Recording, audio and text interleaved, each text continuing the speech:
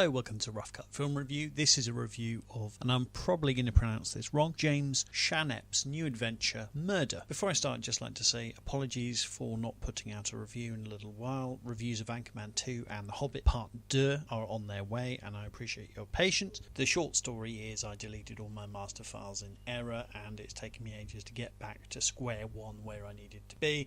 Then I needed to read this through. James was kind enough to give me a copy of this on day one, release day, and I just haven't had the time to get around to it. So it's an adventure novel rather than a film review, so Rough Cut Film Review. I appreciate it's slightly confusing. You may recall a few months back I reviewed his first novel, Infected, and if you like reading and you like zombies, then I very much recommend it. So this is his second book, and rather than the zombie apocalypse USA, we find ourselves with a young tourist visiting Brazil for the drunken revelry of Rio and the carnival, only to be sucked into, yep, you've guessed it, murder and, intrigue. Now, I get criticised for my spoilers in my film reviews, but James's books not only draw problems of spoilers, but also you pick your own way through the adventure. So the way that I play it, even though I'm playing through 3 times to the end to get a flavour of it, is not necessarily the same way as you play it, and James does pride himself on the flexibility of it and all the different permutations and possible endings. So there's no guarantee that my experience will be the same as yours, and they're all due to the choices that we make reading the book. So between spoilers and the fact that we are picking our own paths through this adventure, it's actually really tough to give a review of this. Well, what can I say? So firstly, if you like this kind of thing, I can say that James does a really good job, and I doubt with either of his books you'll be disappointed. For the money you have to put down to get a copy, you're in for a good time. James is suitably inventive, he's imaginative. I very much enjoy reading his prose, and he's got a flair for this kind of thing.